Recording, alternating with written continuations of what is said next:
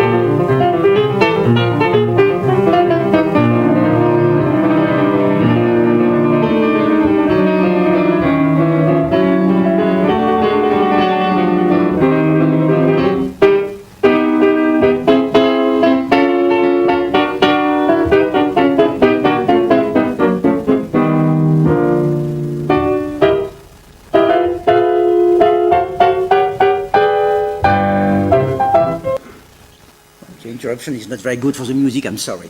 Okay, but, okay.